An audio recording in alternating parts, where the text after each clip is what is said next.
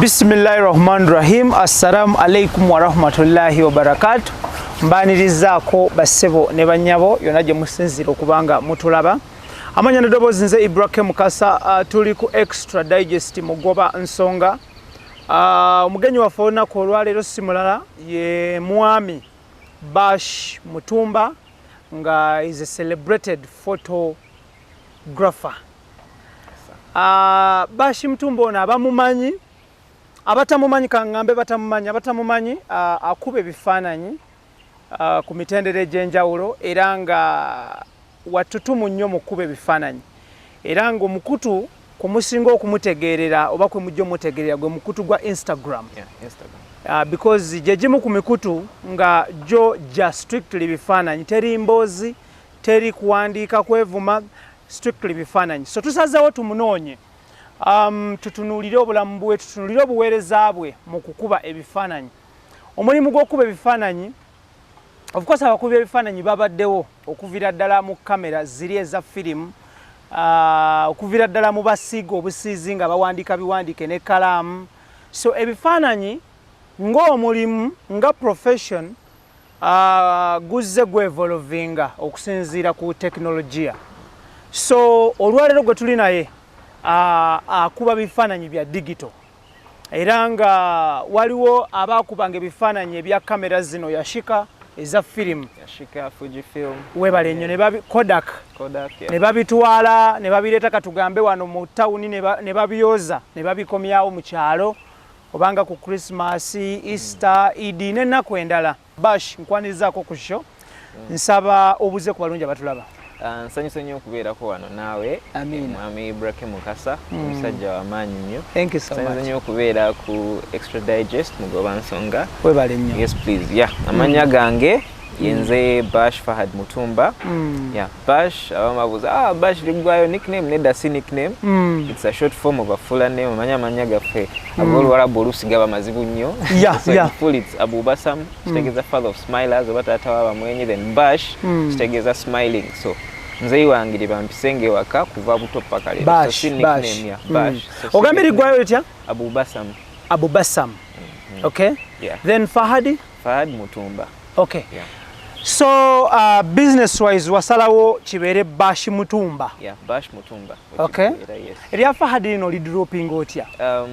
Si kuli dropping naye kiba kiwanvu nnyo. Actually oba back then mu high school when I nga tukyali nali SS nga I'm anchoring stories for the assemblies and what imagine.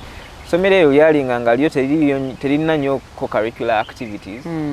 Class, assembly, class, bitabo, migo, webityo. So nga the only thing tewaliyo mupiira, volleyball, table tennis. So the only thing assembly wakawo banga atali ku bintu. So nze ate na anchoring angachi mawulire. So wali nagamba nga actually Bash Fahad Mutumba is my name. So nenduke kiseera nge somero nali kumanya wali nali ateri serebu. Bino musimayo kubanya omupiira oli serebu. Teba kulimba. Bitabo. So kati wichava nga kiri Bash Fahad Mutumba is my name, but in the end when nali nga nvudde mu high school nenzija university nentandika emirimu byonna wetuna tubyogedde anyway nti nerifuuka just Bash Mutumba nga kimpiko naddala ne ku Instagram obeere ne username Bash Fahad Mutumba libali wanvuyeemuko. Yeah. Okay, gwe tuli naye of course mukubi wa bifaananyi akuba abamanyikiddwa n'abatamanyikiddwa. Bonna abakuba ebifaananyi. Tukola ne banywanyi baffe aba Roast Coffee Academy, that is Hamza yali mu office yaffe e Kampala wano yakwasaganya okutendeka ba baristas n'okubatendeka okukola crepes, burgers ne sandwich. Ate nga mu office yaffe ey'oku Alwada Mall eri mu Abu Dhabi eriyo omwana mulenzi amanyiddwa nga Tiger yakikola yakimala. So jangu bakutendeke obere barista wakabi bakutendeka kwetandikirawo mulimu si kunoonya mulimu. Ku buli baana 10 batendeka 99 bali rest assured of the job once you are done. Aba Roast Coffee Academy be bali mu kintu kino ate nga bo aba Luaz Forestry bajja kuyambako okuzuula ekirooto kyo mu kusiga ensimbi mu kusimba emiti gy'ona atunda oluvannyuma weeyagalire mu makungula. So nkugamba ekintu kiri kimu nti weekwate aba Luaz Forestry obabuulire nti njagala kusimba miti okuviira ddala mu ploti ya 10 ku 10 1 acre and above bakimale ate alina ttaka bajja kuyamba okufuna ettaka ku lease okusinziira ku bbanga eggere buli kimu kitambule bulungi babayise ba Lwazi Forestry bateekasene mu programu yaffe eno era nga tuli ne Bash Mutumba. Okay, tugenda kuddayo ko katini nnyo emabega. Bash Fahad Mutumba yani oyinza kunyonyola otya mu Uganda ali mu kutulaba wano ne mitalaba mayanja. Who are you? Gwani nzani Bash Fahad Mutumba nze neyogerako nga omuwandiisi, a writer and content creator. So yeah, I'm a writer in that mpandika stories, poetry especially. In fact nekitabo kyange nakipublishing recently of a selection of my poems nakipublishing and muwandiisi. Then also online writing and content creation, which is literally the blogging. Bakuba ne Uganda obuzibu ate kasito yogera chagira bwekiti blogger be babeera kuno blogger be ba chochege bachichusa but in the end ndi muwandiisi nawandika stories for a long time ku university campus B tujisimanya bojimanyi njimanyi campus B njimanyi back then then wenavayo ne mpandikirako Galaxy FM nakolako ku Galaxy for a long time nga je nkolera many things bifananyi somehow nga nkola voice overs and stuff like that ebyobulango bw'oku radio nga handling a digital yonna heading a digital Twitter, Instagram, Facebook, everything and that handling then ne kubifananyi somehow. So nebi nabo nempandika n'okuwandika stories okuzi editing ez'abantu abamu n'okuwandika ezange kuki ku website ya Galaxy then after that Big Idol Chuji nayo nawandika njimanyi elimu Stewart Kagolo n'abalala Edwin n'abalala for a very short time nera nayo eba contribution for a while. So kati ekyokuwandika kiri awo then with the poetry nawandikanga and performing as well. Back then in Makerere University waliyo poetry night je baita kelele at Makerere. So we used to write nga tu wandika then performance as well. So the writer part ni kibeera awo.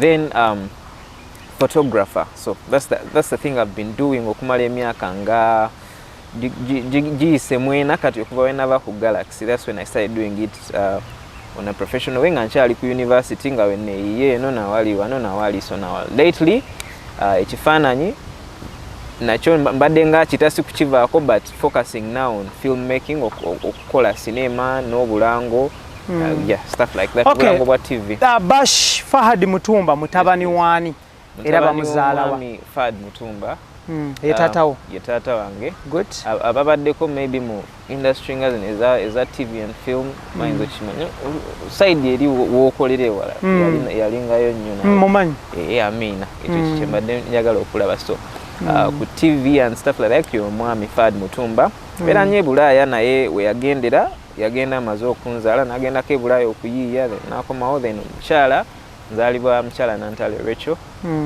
wamuno so nakulira side yonna eno side n'eri side church oli prayer warrior mulokole mama so n'eri so that's why obulamu bwage tebuli nnyo about dini buli nnyo about personalities z'abantu and everything like that. So wenzalibwa ewaffe gye banzika wembanga nefiisiza kati wendi buwate wano boda 200 ng'oli mu ttaka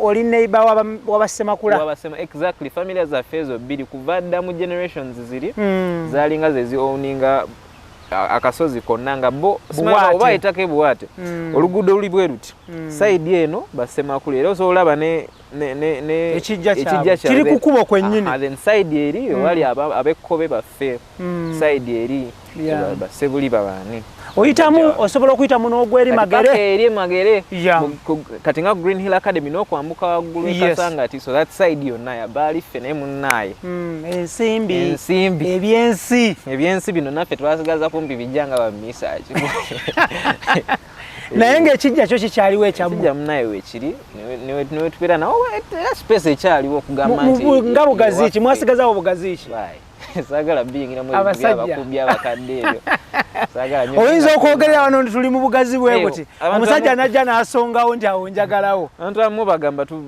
tuli webuwate n'agamba buwate wanze ndabayo za apartment nandala n'amasomero webale nnyo nange kyembalengedde okukugamba tuliweeyo munnaye ye waffe gye batuziika kyekyalo buwate ensi ekuze ku speed eyayiriiri nnyo nga okiwulira munakikola mutya mu myaka egiddako abaana bamwe n'abazzukulu balikikola batya abaana n'abazzukulu simanyi waba n'atusengula nga twefiira dda naye kiba kibi nnyo naye abazadde bali batya abazadde tebalina buzibu bombi bali bulungi taata ali kuki tukyebaza taata gyali era industry almost yemu nga we nagamba ye yali nnyo mu bya television and stuff like that so yali asinga okukolamu era lately era kitambuza mu mbeera ye bwatyo ne maama naye gyali mu business so bonna omwana omuto nga akula ng'ayina abazadde omuzadde oba katugambe musiraamu n'omuzadde omulala nga mukatuliki ng'ate abazadde bano bombi bakkiriza mu ddiini zaabwe nnyo nga ku Sande omuzadde agenda n'asaba ku Lwokutaano omuzadde omulala naye agenda mu masigidi gwe omwana ng'akula okikola otya oyinza kikola otya oyinza kinyonyola otya omuntu ali ebweru nti nakulira mu family za ddiini bbiri ng'ate zonna ziri strong bwe buva obw'amaanyi ennyo awo nti kisinzira maybe ku how close oba ebbanga kiri babadde mwimbi nga we muli nnyo nti oluusi era mwekanga omwasikaza wuwe so it depends ti wamala ebbanga maybe osomedde mu ssomero eriri neutral kuba n'essomero li contributing nga lyebakutadde because bayinza obbanga wembi naye ate ne bakuteeka ku ssomero eriri neutral kati bw'otuuka eyo kyosinza okwagala ku byombi kyoyinza okwekanga nga kyogenzeemu then oli bw'alaba maybe nga ng'osisenya ate omanyi African society so oba oyina nze yaba alabira ddala ewuwe gy'oliso bwe kituuka ekiseera n'alaba nti agamba nedda kankuteekeko mu baseeka okiwulire nakusuulako ate mu baseeka n'obizoba nayo n'obiyigira ddala kwegamba zombi oziyiga waba taliiwo woba oli mwana muto nga wegambye muzee wange yagenda e Bulaaya okuyiiya so nasigala ne mukadde mama tuli ffekka babiri so ebiseera ebisinga tayinza kukulekawo oli mwana muto ennyumba nnene tasaga nti agende ku church ate g'osigala ozanye so nze nga tugenda ffenna mu chaachi ate chaachi z'abalokole back in the day nga ziri vibrant nnyo ne bu cassette tapes obwalingawo early 2005 6 awo bwe wati obu cassettes nga era ne ka radio player so nyimba z'abalokole zonna ezo eza ali zonna nga ziri mu mutwe nga gwazimanyi gwe selector mami agamba kateekamu eyaguuni ng'oteekamu so kwegamba n'okulira mu mweyo idea nti eddiini zonna either nga we nagambye kisinzira ku engeri gye babaddemu bombi either abamu beekanga asise ekimu abamu ne beekanga nga babirabe byombi ne yeekanga nga talina kyamaanyi ataakingako nti ye agendera nnyo ku personalities kati muntu nga nze because abantu abamu babeera batuka ekiseera ne bajudging omuntu based off religion because oyo nsiramu abasiraamu munnaye ezo statements mwe ziri nnyo mu bantu nsidiringa nabo which is a point someone like me nolaba ebirungi ebiri ku side zonna ezo nolaba oluusi sagala kukozesa kigambo bibi naye nolaba n'ebitagenda bulungi ku buli obunafu samwe ku side z'ababiriva sidiringa zo naye abakkiririzaamu n'ogamba nedda nze ndi muntu nyagenda ennyo personalities of people and stuff like that era sibibuuza nyina bibuuza okay tutunulire muzaala abaana bameka ku side mukadde maama teyazzaayo yazaala omu era kiba nakula nakyejo then nina baganda bange abalala waliwo eyasooka omugenzi Scofield Sakamate n'afa then RIP then abaddako abalala awo bo batooto tobali Bulaaya abo gye bali so muwuliziganya tuwuliziganya nnyo very great bali basatu but thank you tuli ne Bash Mutumba a celebrated photographer oba photojournalist nabyo nabikolako so gwe tulina olunaku lwaleero tuyiseeko mu primary secondary otubudde wasomera naalya SS primary wagisomerawa primary nasomera Seta boarding primary school for a while kati nga nagambye waliwo ekituukamu ne bagamba ayinza bagenda atandise osika side ze nasula ku Umar BA Islamic now deep Islamic roots kati nemmalayo then primary nebanga ekigudde then secondary nekigenda nga kizunga kito adde ekibuli owaatajatekina so munnaye nekigenda ekibuli wasomerayo nayo nga kibuli nafuna admission and everything notukutula naye oyingiddemu nnyo ebintu ebyo by'okugamba Seko oyinza otufuukira ezzike wano nedda so kugambe ne bakutwala wa mu senior one so mu senior one nengenda ku Irma Feifa liri side zaawo Entebbe Road Kajansi side Nenva Irma Feifa kati awate Catholic like staunch Catholic side so kyenkugamba side izo oli mawanga magatte kumpi yalinga seminary almost senior seminary nena isamanyira nga ogambye nti ovudde staunch Islamic enkeero badde Christian born again then ne bagamba Islamic now staunch novayo nga ate omanya abaana abato abategedde nnyo eddiini kizibu omujja ku mulamwa kati omuzza wali kiba tekikwatagana then nengendako neyo for a while then later nemaliriza eyo then finally nenzije enaalya for A level naalya nekiggwa then Makerere Makerere nayo neereta challenge zaayo but neggwa nayo neggwa wafuna buzibu ki Makerere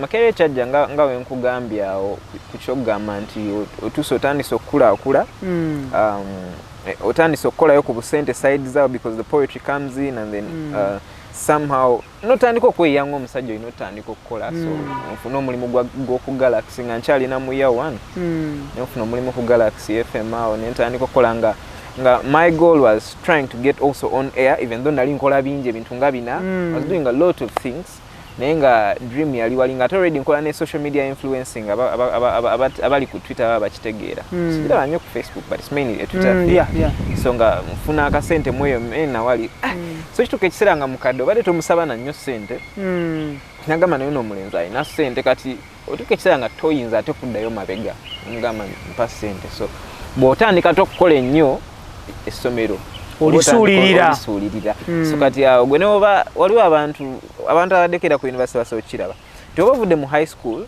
n'oba obadde mugezi nalinga mpita nnyo nga y'omu ku bagezi buli gye nagendanga. That is good. So wali otuuka ku uni n'ogamba nze sisobola funa retake. Omanyi oba tonayingira university owulira ekigambo retake. Olabanga abasaaga. Like it can't gamba abo bazannya mpita nnyo naabo bazannya babeera mu muzannyo babeera mu kwekalakaasa. So nze sisobola kukola ki kugifuna. So ngomanyi nti sisobola kugwa newe nkola nze njagenda ebifaananyi ebintu nja kukola ki kubiyita. So eventually bwogenda nnyo ku side y'okukola ate otandika okugwa pepe ezimu. So that's why I had even to leave my job now ku Galaxy when nasooka ogiraba yali shock nene nnyo. Ambo maene ngene wa mzee Ashraf, very nice guy. Ashraf manager ku Galaxy. Ngamanyi semwogerere nemugamba manyi ne semwogerere.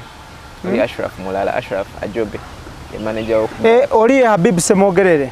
Okay, yeah. Ashraf Habib Ajobe. Yeah. So yeah. Nemugamba manyi kansokenzireyo Malaysia nona or else bijja kuntabukira byonna at the same time. Byonna so I went back wali nentandika kati ate okuyingira Makerere bwenti kyekyandeetera okugamba kasalari kano tekakyajja naye ate muzeeyi amanyidde bonna bamanyidde nti Bash well bamulaba ku Instagram ali wonna afuna abantu bamwogerako buli bwayise ne bamuga Bash agamba kati Bash atadde atandika osabiriza muzeeyi akasente ka upkeep kabadde aludde so there's a way now you have to find an option kati awo nyingire ebifaananyi fully eri nali mbikuba ku Galaxy naye nga si nyonyo nali mbikuba just sponsor namanya Galaxy ngene ebivulu bingi ate simanya zona so bichi so Mr. Moshu ali nomukuba ekifaananyi no editing no chimuwa just like that oba Marriott oba ani oba litojo oba Nimrod something like that. So wano ne ngamba kanchitwalire ddala now nkolere ddala fully ebifaananyi gufuko omulimu. So that's how because ate kiba kyangwawo nze nekozesa sobola keera wali ku mulimu ne ngamba omanyi lero ninayo lecture mu ka test akagwa random nti wenaba sikakoze bajja kukola kumpa retake awo no kimugamba lero nakitegeera manager nenkero kimugambye nagamba kale nkitegedde kiitirira nagamba kati ate no week tutandise ebibuuzo kantuule for like a week nga sijja ku mulimu nsome nnyo because mbadde maybe ndwawo kugenda ng'ezimu lecture nzitema oba olaba tekijja kuvaayo bulungi afundikira afunye omulala kati wano bw'obeera ng'olina omulimu ng'ogugwo nga gwagwekolera kiba easier nti leero omuntu akukubira Bash ninayo njagala ojje tukole shoot enkya mugamba bro enkya siriwo tukikola olulala tukikole oba kosa enkya oba olulala self employment. That's the thing kyenagamba nti kantandika ebifaananyi nga nsobola okwesalirawo nti leero sigenda kukola kangende nsome leero nja kukola when so that's how when again anti Makerere nengezaako kibalansinga era eventually namala nenkimaliriza. Makerere wasoma ki? Makerere nasoma Bachelor of Commerce and then specializing in auditing and accounting, so that's the specializing but the entire course is Bachelor of Commerce. Okay. Ebiseera bisinga mu career guidance abazadde ba contributing a certain big percentage ku career guidance z'abaana baabwe. Ani yakulondera course eyo? Awutagali weeva from the start. Kuva mu early high school ngawe nagambye nali mpita nnyo. So from the start muzeeyi yali ayagala nnyo Basha abeere musawo.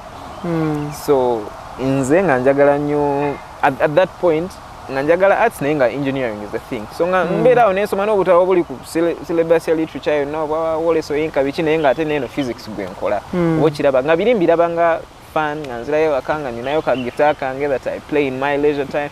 I loved arts naye nga nali nkola science nga mmanyi at some point muzeeyi musajja nakkiriza ekya medicine kiyinza obutasoboka naye kale science so engineering is all good.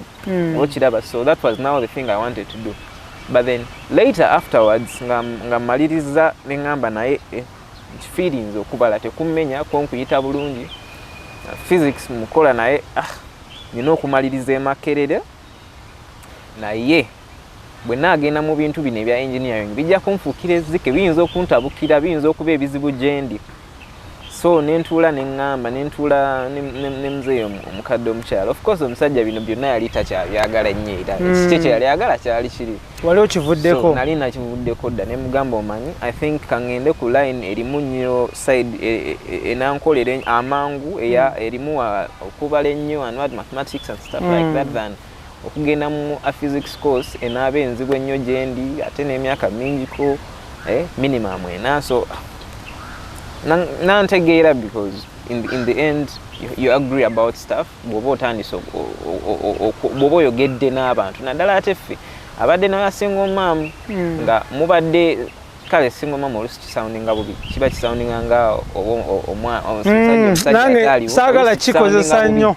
So but what I mean nti bw'abanga okula osinze nnyo okula n'omu okusinga n'omulala at some point muba mulina connection nene nnyo no gwosinza okuwangaala naye agreeing on something ebiseera ebimu so most of the time akulekerayo kyebaba bagamba babeera n'ekyejo bebazaala omu ate yazaala omu teyaddamu so bebazaala omu ekyejo kingi buli kyayagala naye ng'oluusi aba ayagala nnyo okuwa gwe kyola ekinakwanguyira oba kyawulira nti okyagala nnyo something like that so ekize nga kijja. So in the end neneekanga nga ngambe kale ne Makerere mmalirize kati ate obuzibu obujjira natuka ekiseera nga ndabira ddala to really earn otandika okufuna in that career any career actually in this era back then abantu bafunanga lwaki abantu baki basomye nnyo of course tewalinga ng'okubanga olina degree it's a very big deal ogaa nti nagenda kasozi Makerere kasozi k'abayivu but lately now balanga omulimu nga baagala ba degree aba masters ne bajja 10 aba degree ne bajja 4 alinga ne master teriiwo ne master actually ng'ogitadde ne ku side ng'olina okwongerako ne professional course SCCA CPA webale nnyo of which ezo nazo ziri complex kagattamu zigenda mu myaka nga 6-7 egyosoma of which toyogedde ku sente the expense it's very expensive ate fega okweyiyawo ekulyawo akasente kakusika muguwa somehow at some point nga naawe woyiya mu side yo so kifuuka kizibu nnyo nogana nayo manyi ate ntandisaawo okuyingira ebya media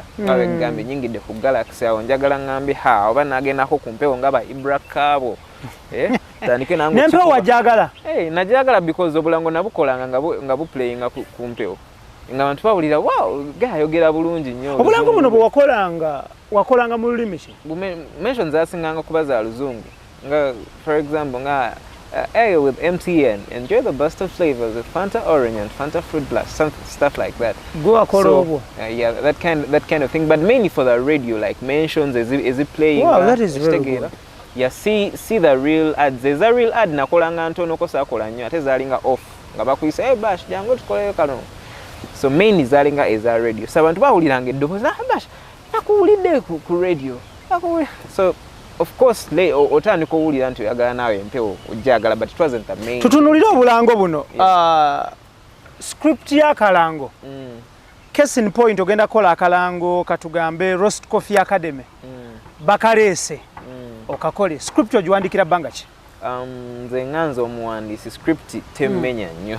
Sijja kuleba ekintu ekibeeramu nnyo okuwandika ate tekiba kiwanvu. Nti naddala akalanga akagenda okukola nga mainly mention ez'oku radio ziba about 30 seconds tops. So it's very short. Chokola just oba olina okwogera of course nanyini brand n'omubuuza nti ekyetaagisa kyeki kikyoyagala okwogerako, so obinootinga wansi nga byonna mbinootinze nti kino ekiti key terms nemmanya ne tagline yaabwe nti Roast Coffee Academy this and this at the end ngeggwa byonna nembiwandika nti biwedde. I think in less than nga maze okubifuna ebyo okutandika okuwandiika in less than 20 minutes less than oba maze okuwandiika. How about voicing? Kati voicing also nacho kibeera within the period of say less than 30 depending on who you're working with and how you're feeling it, because era nacho kyetaaga n'oba n'omuntu say the person doing the production if you're not doing, because back then nali sinayiga nnyo nga simanyi dealing with say Adobe Audition or what like that, so nasibimanyi ng'ogwo gwa kuvoicinga olina mixing so at that point ng'otuula n'omugamba so within also 30 because obeera onokola inflection esooka nagamba kati bacho so kyusa mu tone awo eveeyo bulungi oba osobola okukakanamu oba osobola okukyogera nga omwenya, because even the emotions you give zivaayo mu ddoboozi omuntu tebakinotisinga balowooza just oba olina kwogera no. The emotion you give while you're voicing an ad akalango k'obusungu toyinza akavoicinga nga omwenya era omuntu akiwulira ono yakyogeddamu Daniel Omugoya. That's the kind of thing. So in the end in the end ekyo nakyo ne tukikola. Okay, Bash, njagala tutunuulire obulango buno ababukola ne kabeera kaakabi ne kazannya ku radio, TV, social media, katwogera ku bwa vision ne audio. Naye ebiseera ebisinga mpayizaamuko n'abakola obulango many tell me nti bw'otunuulira obulango entambula gye butambula ne impact gye bucreatinga to society bw'obikwetinga ne sente ze babawa tebitaalinga. What brings that? Yeah, at some point byo tebitaalinga ate kyegamba nti engeri gye nayingidde ne film eri background y'obulango bwa audio bwa radio ebe ennyamba, because njagala lately I'm doing film itself no bulango bw'okushooting obulawa bw'oku TV for example brand TVCs, exactly TVCs is now what I'm going to be doing now. Kati budget obuzibu nti oba ziyinza obbanga evudde ku brand ennene nnyo ziba zikola ne agency. Waliwo entono ke zitakola na agency nga zidiringa straight na shooting but waliwo ennene nnyo zikola ne agency nti obuzibu wayingirawo kickback awo for example sente zijja zikutuka pa Idris Lukwago ozituukira ku muntu ziti ng'onagamba naye lwaki kati gwe wa mention baba bakumenye n'ekyekkumi oluso kifuna kizibu lutalo lwennyini kyokka nga abasajja basayininze millions of money. Waliwo omusajja kyebaba bagamba tutunulanga mu sowaani ya bosi wo. Waliwo omusajja yali akola nga ashooting akalango bulungi bamuwadde ssente ze bulijjo tazirinaako buzibu n'agenda n'atunulira contract n'alaba miliyoni 4 n'agamba miliyoni 4 kalango kamu kano ke tukozaako eddakiika emu miliyoni 4 yali afudde. Kati kyekyo so in the end olina naawe okumanya omulimu gwo naawe osaba ekikujyamu nolema kutunuulira oli gwe n'ogamba gwe kyoyagala nti nze njagala zino bw'oba tozirina bro ndeka. Yes, oteekawo buteesi minimum gundi ozitunuulira bw'oba omaze ebbanga mu business kabiba bifaananyi kakibe ki omanya nti in the end nze bampe zino oba oli yabakubye ku mutwe n'abasaba yamanyi nze njagala zino kati bwe buzibu abantu amu baagala ate bafune ng'ezooli of which nga tekyokoze tomanyi kyakola bw'okoze maybe ojje ku voicinga just tomanyi oliyo kyonna kyakola tomanyi crew gyafunye ba actress baleese ezi agency zasasudde kibiki location bintu bingi nnyo so in the end gwe ate oyinza olaba nga nnene nnyo ezo ssente naye ng'oluusi naye era Bash gwe omukozi w'obulango obwa radio ne TV ne screens zino ez'okumakubo streets what would be the best option? Okukolagana direct ne client oba okukolagana agency? At some point oba toyina kyakukola. Most people, most ads wekanga okolaganya straight na client because very few ntono nnyo ezisobola okwaffordinga agency ya bay. But ezo company bulijjola anti company nene rest assured erina agency toso agenda straight while maybe kibayinza okukola nti basobola okurecommendingira agency nti we are working with this person for this. So in the end you cannot contacting you. Yeah, you cannot avoid dealing with an agency. You can't. So in the end oba olina okumanya engeri gy'odealinga n'abantu okukolagana nabo because you need them, you need each other. Ate agency tebeera na client omu. So if you're good with the agency ejja kuwa ne client omulala. Beera ne client nga 10 or something or 15 depending on how big it is. Agency zikuyisiza zityaggwe. So bulungi nnyo. Mukolagana bulungi. Ate abantu so kinnoomu. Nkoze nabo n'abantu bennyini.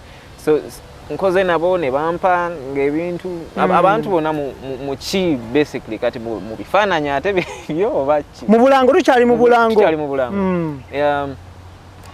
Steve B naye bo bakutula nga bagambye bakutula naddala ali ng'otandika nga bamanyi ono mulenzi muto omanyi abantu banyomanyufa abasajja b'emibiri emitono bajajinga at first sight oyo ansaba atya asatu agenda zikosaaki omusajja ziri mu n'ayagala ono w'olubuto olutuula ku katebe n'omugamba oyo w'olubuto olutuula ku katebe olede mukufu yali ali adda nagamba bashwe ezo sente zonsabye teri muntu yali azinsabye because waliwo abakusika eriyo ng'akusaba sente kale bash njagala ojja onvoicingira akalango kange kano okujja okavoicinga sente mmeka kale njagalayo nga emitwalo nga 3 nga gy'omusabye maybe back in the day mugambe kale bampeeyo 3 because wawulirako nti waliwo ze basasula n'akakadde just voicinga because bangi n'abasukka namu namugamba kale bampeeyo 3 nagamba leka naawe ono omunene n'akuwa erinnya omunene gundi tazinsaba muwana zino nazogera nozogera Idris Lukwago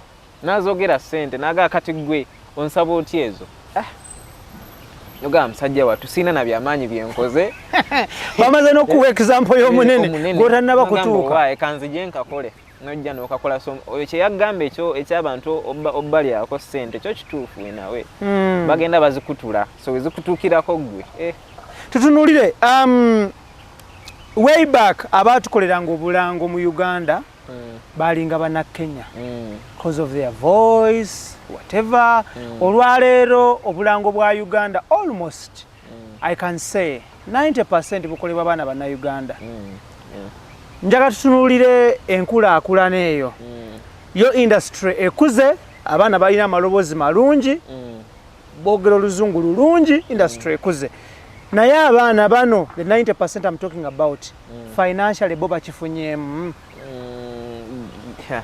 financially oyina bango I think versatility in the end yekutaasa kubango sokola different things at the same time because sometimes ojatuka ekiseera nga versatility n'okumanya ennimi eziwera n'okwogera obulungi n'okubango oyina amaloboozi ag'enjawulo. For example njana kwewa example nze siri muntu ali ayina versatile. For example muntu wajja n'akalango ng'akabbiya masigenda kakola lwaki because siina ddoboozi abantu lye baamanyire erivaamu akalango kabbiya eriri deep. That's why most voice over guys wawuliranga yogeza eddoboozi eriri deep kati ate naye obanga olina only a deep voice ng'omuntu azze kwogera ku kintu kiri simple. For something example, like about a drink like a soda, a soft drink bw'ate otandika okwogera mu maloboozi soda bagamba so in the end oyina okuba ng'oli versatile maybe ng'olina amaloboozi ag'enjawulo g'osobola okukola. For example aba waliwo nabuno obulala obw'ebivulu kati ate abantu be bakola ennyo obwo ali eno obwo nabo eyo kati ezo nazo so omuntu ali versatile omuntu versatile ali versatile asobola okukola ebintu ebyo byonna abajja kufuna nnyo oba okiraba. So Ibra, it all depends on that versatility.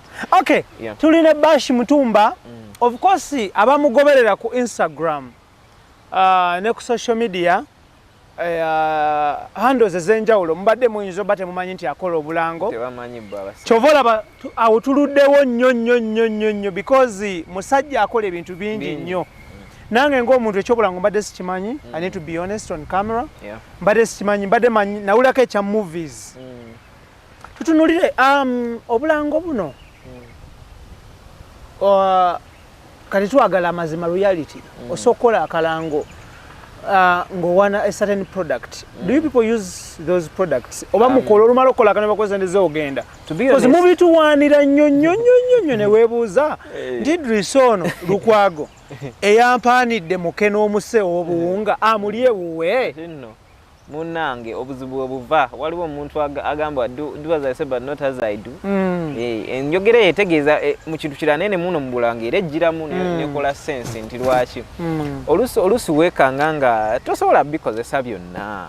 Waliwo ebimu nga brand emu nga ngoina brand yo nawe gyofiringa naye ate eri gyekuwadde sente. Business. It's a business in the end, so you're an ad man, so oyino kikwana ate for example oluso yinzo bate ngoli close nyo nayo maybe ngogikoledde bange eriwera natuka kisera ngo oyino kikozesa maybe product yabwe nga it's one of the essentials nga oyino ngokozesa one of the products so toyinza kukozesa ate ya competitor nobawo omulala so that means oyino kukozesa iye nawo omulala nga omuntu tasobola kukula bantu toganya for example amajani mubanga kalango okola ka amajani bameka abakulaba kujja kajjeewo n'alaba nete bakulaba so toyinza so onywa goyagala mutima gogagala kitegeera kujjawo nga line yakukubira agana naye wana gundi naye tukulaba togikozesa so it depends naye ngebiseera ebisinga kizibu nnyo okungamba nti osobola okubanga byonna obikozesa byokola ki or else unless ogenda kukolangala muka muntu omu kiba kitegeeza ogenda kufa bwabwe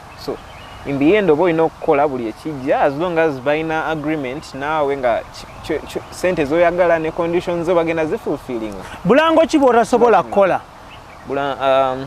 Nedda bwekaba nga kalamo kasobola okugenda ku mpewo mba nsobola okukakola n'akatagenda ku mpewo oba osobola okukakola nze nga nze sisosola. Tolina kalango kotasobola kukola? Nze sisosola. Ne bwe kaba kalanga kibbiya nga baagala toni eya wansi okakola? Seeka bwetuddayo mu kiri ensonga nti abamu ku ffe imani si amaanyi nnyo nga baseeka Ibura nga bakenzo abagaana shomu lwakuba sponsor waabwe kuliko kibbiya naye era kyobola kanabi si frontinga nnyo kintu ekyo kyagamba nti nze era omwana anywa kibbiya si kifrontinga nnyo because ebiseera ebisinga abantu bajja kunyiiga watugamba oli musiramu tukulaba oshootinga kalango kaki kabia so waliwo gundi omumanyi Kayibanda mumanyi ayina olunaku lwatera okutegeka seka lwaki tondeka ensonga eyo tulina bashi mutumba ku extra digest mugoba nsonga tukola ne Posh Properties Limited Kayibanda kutumiddeko. Actually, let me send greetings to Suna Ben, Kayibanda, Tone Mbazira. Nze nali nakamanya ebinyanyanyanya kye bitegeeza. Idrisi yabingamba naye simanyi binyanyanyanya bitegeeza. So, aba Posh Properties Limited batunda ennyumba enzimbire ddala mu bitundu ebyenjawulo by'eggwanga Uganda. Ate ng'ennyumba ze batunda zino zitudde ku byapa oba ettaka lya byapa Mailoland. Bakuwa block number ne plot number n'ogenda n'okola due diligence oba n'okola search okubeera certain ku kyoyingirira. Nonno project tetwala lunaku lumu oba bbiri then awo n'oweetegereza n'olyoka otandika okuwaayo essente zo. Tebabikola kiro babikola misana mu lujjudde ng'ensi eraba. So nkugamba wekwate Posh Properties Limited ate nga Euros Coffee Academy etendeka ba baristas buli kimu ne kitambula bulungi nnyo batendeka okukola crepes, burgers ne sandwich. Okay, Bash, mu Bulango nga tugenda kuvaayo tudde walala. Kalango kiko kyasinze kukola oba olinayo akalango konna ke wali okozeeko ne kakutama nga tekaggwa oba nga tekannaggwa? Katya. Nkagamba nga kali so hectic bitama oba omala kino boss n'agamba ekyo sikitegedde. Waliiseko mu experience. Anti omanyi obuzibu obubaawo nti name dropping ebintu bya brand eyo name dropping oba oyonoonye naye nga bubangayo tosobola ku name dropping no, don't name any. Naye kali ka aviation ngo oyino kyogera nti kati kolawo script ya page nga 10 nga toddamu bulinga part so notukano gamba naye bannange lwaki akamu emu yajja nga begamba ebimu biba bivuddemu agents already ng'olina kukola kye bakuwadde already nga gwe kyokola kukavoicinga buvoicinzi so back in the day nga kiggwa kityo ne bagamba because many of these things go different different ways. Obumu just nga bagenda bukozesa maybe mu airline munda. Buno wetuwulira mu nnyonyi. Yeah, at some point oba like in different ways. Oba maybe obalangira or somewhere obumu bwa radio obumu bwa chi obumu. So it depends obumu mu bifo nga bakuwa directions z'ekintu nga bagenda kaplenga so bintu bingi. So waliwo nga kawanvu ddala. So atajjukira bwoyo nayo inflection emuweti oba engeri gyoyogedde mu kigambo. Olina okuddayo ku line endala because oba nabigatta oluusi ja kulya eddoboozi okuva wano okudda wali toni ekyuka because omuntu ayogera enjogera yeemu kati nga njogedde nga ndi waggulu nenzikiriramu wenti bw'oba tema wano ne bagatta wali kiba tekivaayo bulungi so nakuddayo. Okay. Mu contract zemukoleza okukola obulango baba buwulira nti kagenda kuzanya ebbanga bwe riti? Most of the times ngawe gambye for the earlier bwenakolanga ebisinga obwa voicing obwasookanga because ngawe gambye right now obwangu obwa shooting sinaba kufuna kigere ky'amaanyi so sinaba tukako eyo level nyo but back in the day kyalinga kizibu nga tomanya ngawe gambye gwe kyogenda okukola kukimaliriza oli nanyini deal yasinga omumanya alina contract alina ki but in the end when you work with people okola n'abantu okumala ebbanga omanya oyiga ebintu omanya nti this one is going to air for 1 month era bagamba promotion eriwo for let's say 3 weeks so kimanyi nti akalango kembakolera kagenda kukola katya mubbanga bwe riti weriggwako exactly weriggwako kaba tekagenda kukola so kaba kawedde so you always know it's not hard to know. Okay, njagala tutunuulire ebifaananyi photography okuba ebifaananyi. Yesebo. Tutunuulire yo first camera. My first camera. Wagijjawa, wagigulawa, wagifuna otya, baali bagiyita batya? Kanku njakuwa a very funny experience now. Muzeyi wange nga nagamba omusajja teyali muntu nnyo yali into this thing of bash kola kino no ye ekintu kye yali ayagala nnyo bash tayingira media at all. And back in the day I'll shock you yali ku biggest television in this country and it has influence, it can help it, put you in a position of kuyamba to get mentored by bigger people such that you enter media and be a big deal. But he never wanted that, he wanted medicine fully.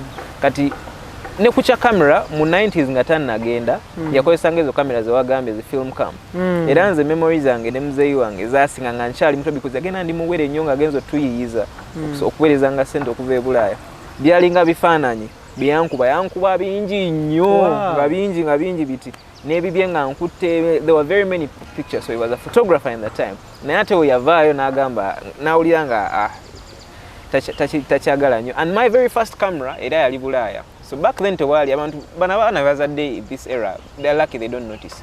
Kati omuntu waba agenze for example mu Middle East omuntu wa family akuba buko bisimu ku WhatsApp video call nga mwera.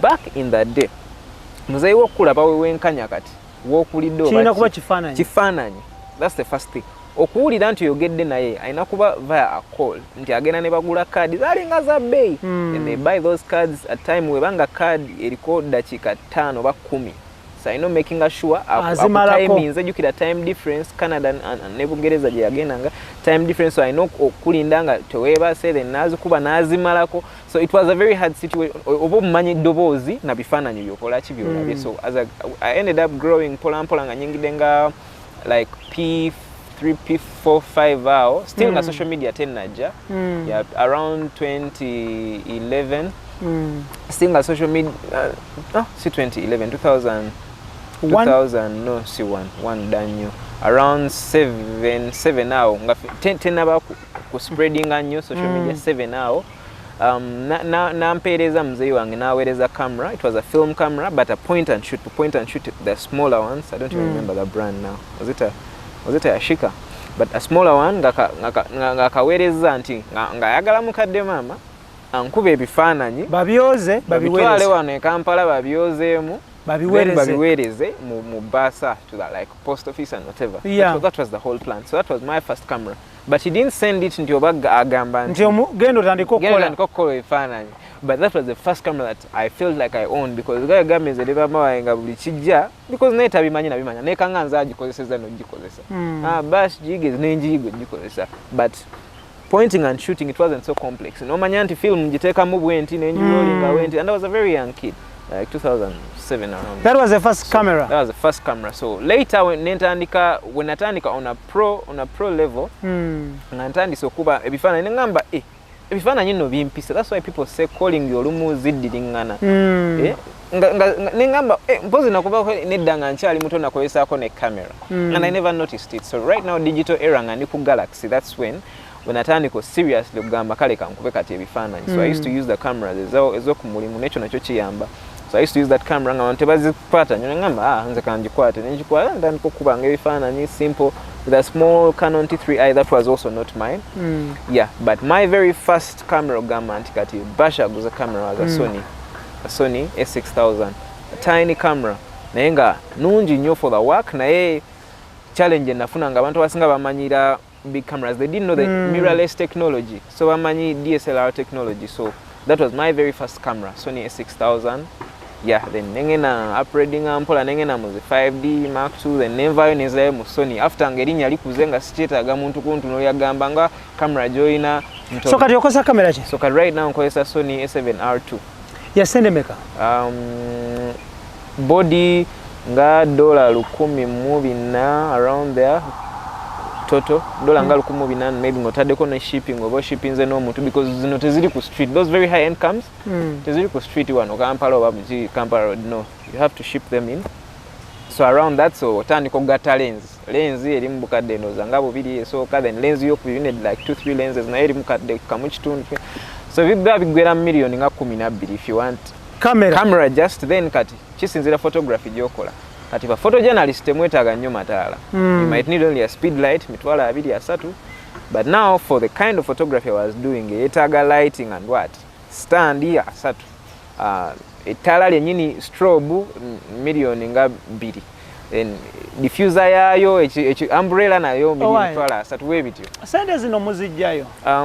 Nkugambye from the start nti kati awo investment n'okuba nti for example nganze ng'osomye investment and stuff in school, kyekikuwa idea n'omanya neweeyawula nti tojja kubuuka na nzige nti toli mwana wa kitegeera toli toto wa road nti ojja genda okaabe nti omanyi njagala tandika dadi business yange kaizi kanaabi capital wa million 15 agamba kale nazikuwa n'ogenda n'ogula. No, so tandika mpola mpola, otandise ku Galaxy with a free camera you don't own.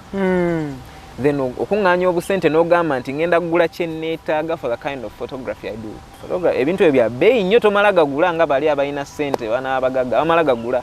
For example, ogenda kuba weddings, so wetaaga lenzi nga 2, the wide 24-105 ne 70-200. Oli omwana omugagga ye wanaagamba taata we bajja muwa biru agenda abuuza abatunda. So kati lens kyezibaayo wali eno neno nga ogula zonna. So in the end you're buying stuff you don't need. So budgeting toso agamba nti ogenda kugula byonna wamu tekisoboka. So gamba ntandise ne body ya camera.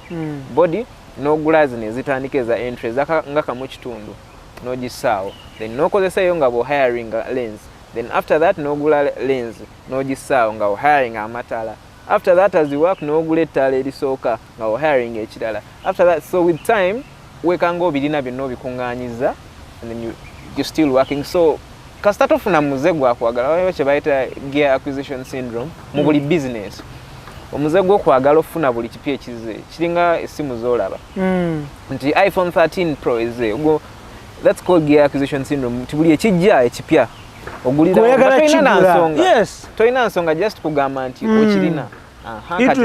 Kasita toyingiramu ogwo muze osobola okukola, naye woba olina ogwo muze kizibu because camera teziggwayo n'ebintu tebiggwayo. So wekanga oguze kino oguze kirala wekanga sente zonna z'okola zidde omwo toyina kyokola kirala. So in the end obanga olina financial discipline sente zikomawo. Okay. Ebifaananyi ebisinga okudefininga by'abaana baabuwala abali obukunya nga kinene nnyo naye kaleera nkikozeseza na mu Luganda mbe kireeta mu Luzungu ate kyalibadde kinene. Okay, by'abaana ab'obuwala abali obute kale tugendera tewali kyakukola. So bashi abaana bano baana b'abaani bano abaana babawala bemukuba ebifaananyi ababeera obute baana babaani ekisooka oyongerako ekyokubiri ekikulu nosooka oddemu ekyo baana babaani baana baawano bannayuganda nga gwe abamu kale si bannayuganda sijja kulima because olumu ngende Nairobi nenkuba ebifaananyi then I come back so siyinza kugamba buli gwe nkuba ebifaananyi munnayuganda some are not and ekisooka ebifaananyi byenkuba babiyita boudoir. Boudoir is a French word. It came from French into English. It's a French word. Back in that day, mu Renaissance time, 1600s, abachala nga olya nti abasajja bayinanga study room yaabwe nga baba ayina byagala okukola ebibye ebiri private agenda mu study room ye n'ensangi zino ennyumba ezimu ziba ne study rooms kati abachala babeeranga nekye bayita boudoir. It's her private room, her private bedroom, not the main bedroom gyabeeramu ne bbaawe where she goes to just feel herself. Ngaina obugoye bwe lingerie bwe ne wabanga nga gwomulaba akadi avudde ku mpagala yenga yejeberera nga ine endabirwamu she just goes there to look at herself and feel good about herself. So it was called her boudoir. Yeah. So kwechava, so as time went on, all sensual photography, there's a difference between sensual and sexual. There's a very fine line naye weeri obogiraba. So sensual photography yenna ne bamu classifying anga boudoir. So lingerie, manyi what lingerie is. Yes. So lingerie, swimsuit, kuzipulu, nude art. So every single type of photography that's sensual in nature is classified as boudoir. Yeah, boudoir or glamour. Glamour is more wider now to like headshots or not, but boudoir is what defines this kind of photography, sensual photography. Yeah. So abaana abo balina abazadde. Era munnaye ataani amuzaala bazaalibwa ki. So in the end fenna tulina abazadde nange mutumba nina abazadde bash olina abazadde nti mbalina munnaye ate baddiini ekibuuzo ekyo waliwo abantu abamu mamanyi our society is so conservative in a bad way. I was in Kenya tuli ba neighbor naye tuli ba societies anjawulo totally different tubiraba bulala societies like obere Kenya and people see life the way life should be. Nti it's not about Uganda ekintu kiri simanya muganda wa kazini wa sengao anakulaba atya ozima gundi gwawo. That's the only way. It's not because omuntu tajja kukola kintu lwakuba takyagala ajja kikola lwakuba smart banalaba batya gundi wa gundi simanya kulaba atya simanya gwe toyina bazadde toyina. Some people just say it in a very rude way. It's understandable nti ze society gye nkuliddemu so si kinyigira muntu bagambye waliwo ajja okugamba nti ffe tulina culture tetuli bazungu. Culture nga abazungu by the way bakusanga culture yo eri bwetyo ya kutambula nga oli half naked. Actually waliwo ne party ezimu Uganda paka leero ezikyali bwezityo okimanyi ekyo nga tojja bateekako nga tojja sijja zoogera kiyinza osawuni ngobi nga tojja bateekako ki ngoye lwampaka gyeziri wana Uganda wano nga tojja bateekako ngoye za lwampaka ogambe certain people yeah class of people yeah so how can you say it's not our culture? What do you mean? Yet for us we don't look at nudity in a way it's a bad thing. You get what I mean? Africans never looked at nudity as a bad thing, never. Be it muzungu ono yakikyusiza. Nudity was never looked at as a bad thing. It's just people being people, human beings. So okay. It's just tutunuulire waliwo ebifaananyi byokuba oba wakiisa otya wali boudoir. Waliwo wabiyise wabadde obikategorizinga kati waliwo ebifaananyi byokuba ng'omuwala ali bwereere ebifaananyi ebyo kati n'okola okay of course kuno muteekako obuntu oshegera bakino n'abeera bwereere wano mu kifuba ku nnywanto kwe muteeka obuntu nga kalinga ka plaster biki obwo bwe butuka cell tape kati ninyo ebifaananyi bino akatale kaabyo kaliwa ani abigula era babigula batya? The first reason nga tetunagenda eyo yonna is waliwo omuntu eyambuuza nti why do people do this? And the first reason is most Ugandans oba abantu abasinga bensanga they think they always waliwo sinister, there's some sinister plot to why someone does something. Balowooza nti always buli akola ekintu agenda maybe ayagala kutunda bino ebifaananyi somewhere. Like they've not been tanalabako kugendako society y'abantu whereby they see this as the way it is. The word is empowering that people use lately, but I wouldn't like to use it because some guys find it like it's hypocritical. Some people think it's hypocritical, but it's actually not. Mental health and not even just mental health, but personalities of human beings, a thing of people loving each other, people wanting so much to look good about themselves. You get what I mean? Kati enjawulo wakati y'omuwala, trust me, oba omusajja ajja okwekubya ekifaananyi ekyo when they are say agenze mu gym n'akola akanyama ke, taking that photo and you who is not going to ogenda mu gym okola akanyama oleme kikuba, enjawulo eri egi nti either gwe oyina ensonyi ez'okugamba nga kye nagambye kiri nti nina ssenga wa jjajja wange agenda alaba ekifuba kyange anyiige naye ng'oyagala era waali agadde okuba ekifaananyi kyo naye ne six pack zo oba ogenda kitunzaani. It's just you feeling good about how you look. Okitegeera kye gamba nti opostinze nagenze nenkola six pack ebadde enzibu yakukola njikoze ekifaananyi kyange nakipostinga ku Instagram sigamba nti oba ngenda kitunza gundi ne gundi ne gundi oba ndabe oba njagala abawala banjagala ennyo mundi wa kabi oba okitegeera kye gamba. No, it's the first reason is mainly about you feeling good about yourself. So most of the guys, most of these images I take era abantu abamu bambuuza kati ngoyo muwala ye nga munene nnyo nga alabika nnyo ate ng'ono ate ye mutini nnyo ng'ono talina kabina. You know the African thing, talina kabina biki ensonga si eyo nti oba talina kabina oba kalina. In the end is oli akubye ekifaananyi. Waliwo omwana baana bangi nnyo sino omusi babiri come tell me, Bash, thank you so much, this has changed my life in a way you can never imagine. Back then, since high school ng'omwana banaye bamuvuma oli kibi nnyo simanyi oli munene you get what I mean. But after taking these pictures, because normally buli omu bw'ava gyali naye tunulira mu mirror, they feel good about, they feel like I feel great, how come the world doesn't feel like I'm you get what I mean.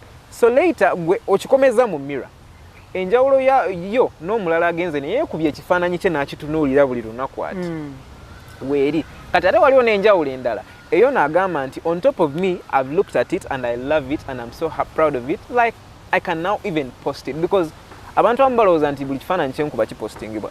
It's never that way. It's not like people abamu bakikuba printingibwa to put in their bedroom. So it's a very, very wide thing. Like people just think of nti oba babikuba ina gwabiweereza.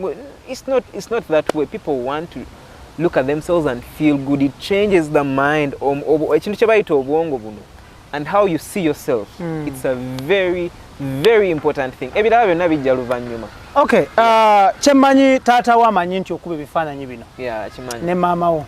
Nabo. First time lwe bakimanya, what was their reaction?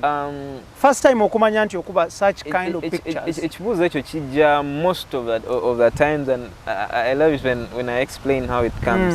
Nti tata wange ye already muntu yali nnyo into media and stuff, so he was definitely the first to see. But with me, he's kind of chilla muntu tajja ku simu yombi obalekana ayina kiraba abadde nyebula kyekisooka ekyokubiri.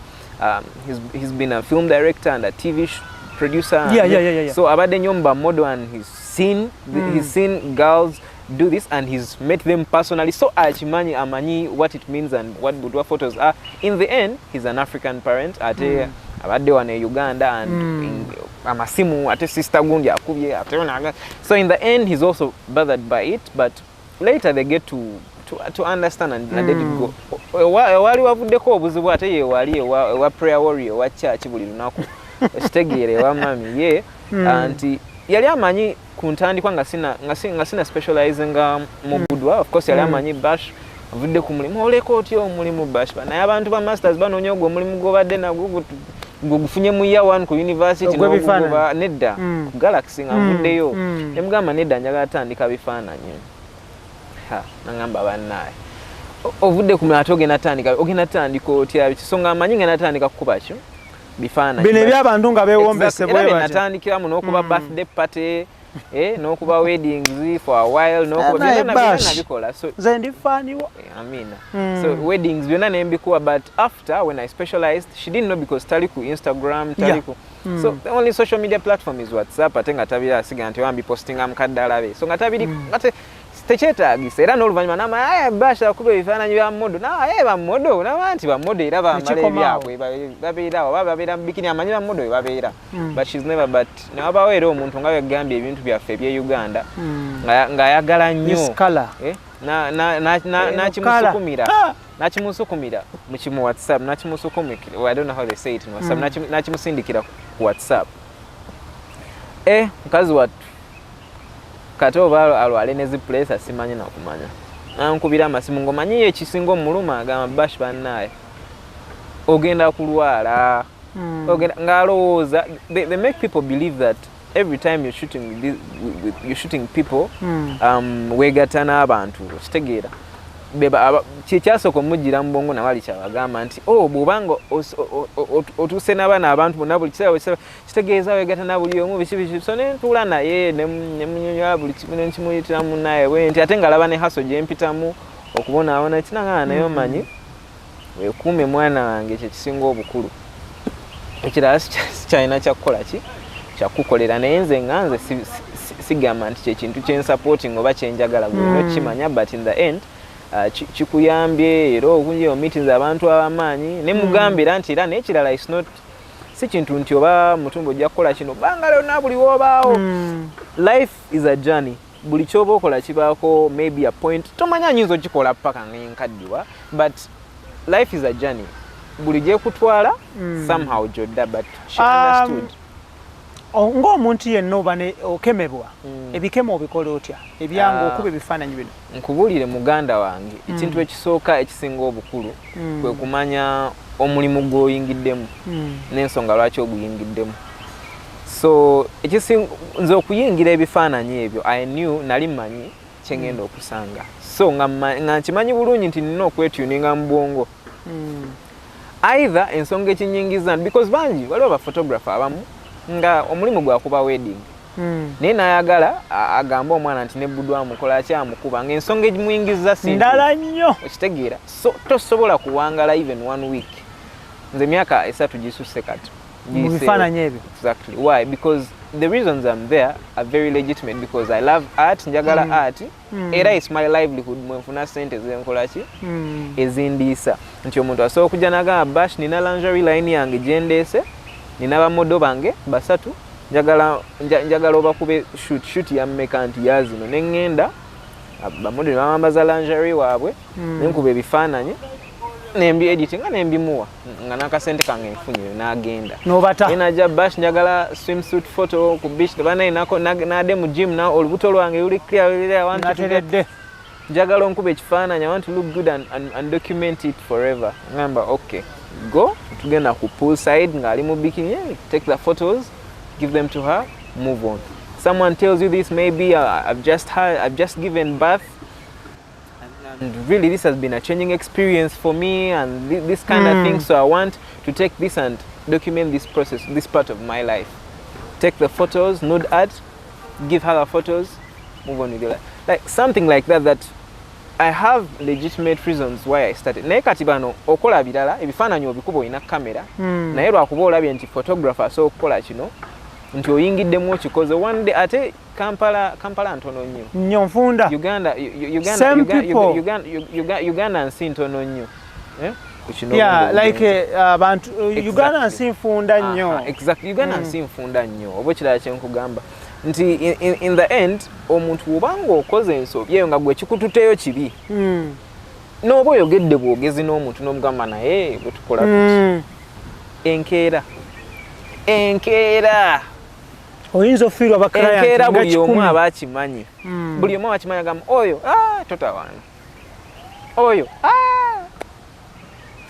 olina girlfriend yasabiriza gundi essaawa zino nedda naye nga babaddengawo abawera naye kati wenjogerera kati nedda naye nga babaddengawo lwaki tolina kati nga omanyi relationship ziggwa n'oyingira endala naye oluusi waba tewaliwo eriboko yessaawa so you just live life endala wejjangeja si bintu bya kukakiriza nti ate nina okuba naye kati wakabeera mu relationships meka till we tukusangidde wano seeka oyagala abantu nuulire batya abantu bajja kutya si nyingi nnyo anyway ziringa ndowooza nga eziri serious nti ogamba ziringa ndowooza nga nnya si nyingi because I was a late bloomer naye nga ziringa nnyawo ezityo naye waliwo ate endala ejo zinaga ezitali zibangawo ne kati esobola obbaawo naye obulamu bwe butyo mu bawala bano b'okuba ebifaananyi bonna bw'otunuulira musobola okubeeramu omuwala gw'oyinza okuwasa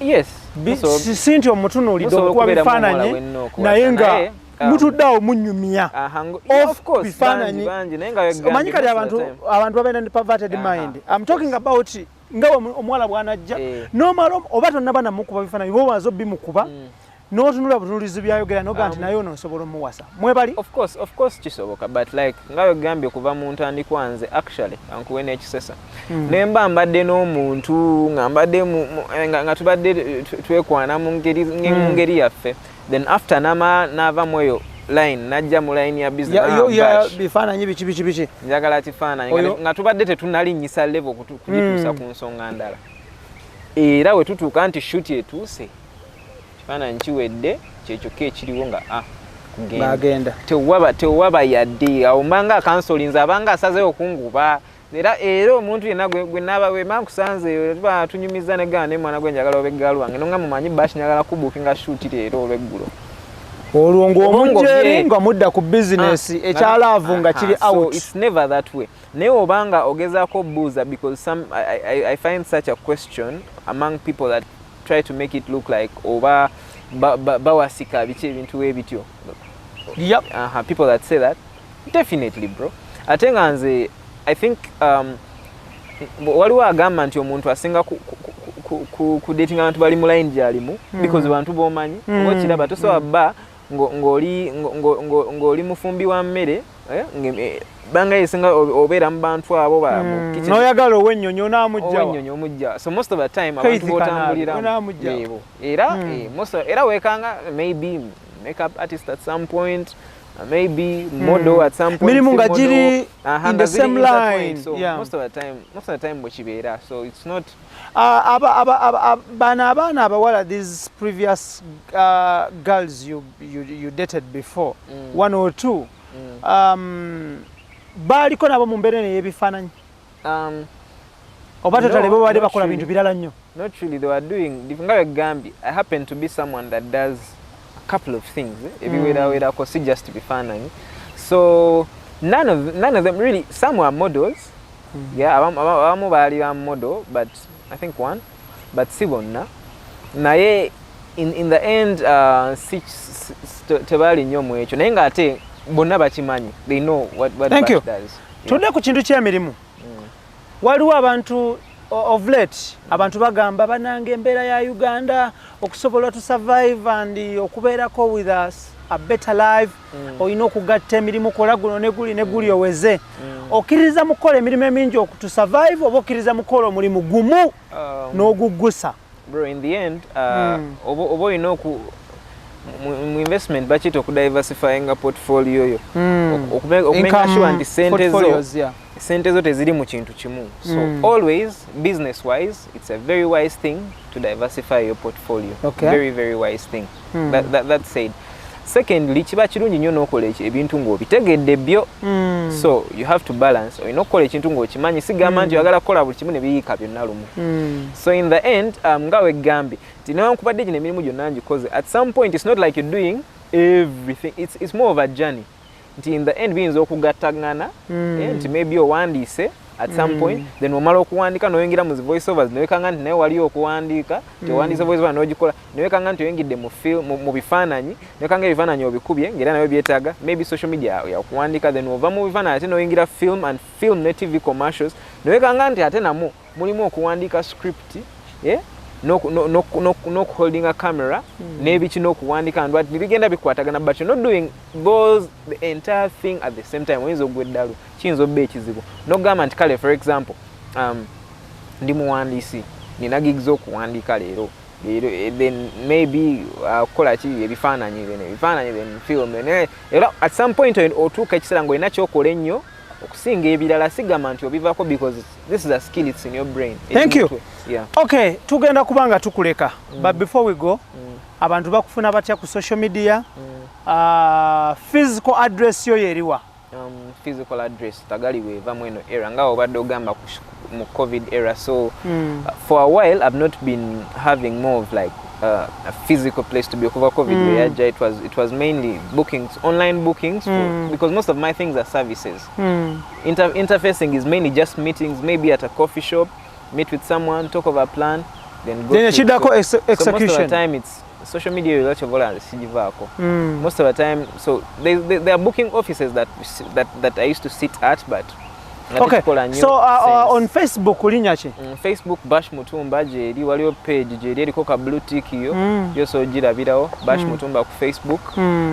Instagram there's a funny story na creating eyokubiri nga ntuko ekiseera ngeriko budwa nnyo, so ntuko ekiseera ngenze wa CEO mukuba ebifaananyi ebibyo ya headshots eza corporate. I know. So your Bash But now, what are those girls? They put on guys sick. Alero zize kukuba bifaananyi byomusajja. Yes. So that's why I created a second Instagram, Eri Bash Mutumba, just personal Instagram for me and the film and what stuff that's not Budwa. Budwa yo nene yampe erinyera sinza jivako that you called nude oba obute. So jeri nefuka exquisite.pix. So jeri Instagram account eriko yo waka ekabwa atyo. So eyo nayo weri. Then ku Twitter Twitter yo ndala it's photo_smitten. So zona ziri yao. But when you search Bash Mutumba, it's a number SIM. A number SIM 0788091455. One more time. Yeah, 0788091455. Okay, on average on a daily, ofuna abasajja bameka bakusaba abaana bobuwala abo. Ugambi. Oluna kufuna nga bameka. Kati nno kanku wene ekisesa abamu balalu. Alaba page erikaba ba modo nga bisatu. Najja munda akwana nakuweereza nagamba yeyo. Njagala ono. Nakuweereza picture ye wanze nagamba omalako nayo. Okitegera kigamba. Ambalowooza kumbe oli mukazi. Balowooza oli mukazi. Naye ate n'ogamba abeera ate omukazi nga alina face bisatu. So ne obanga ekifaananyi ku profile picture kiriko kikyonze. Agamba like ya boyfriend we kyataddeyo.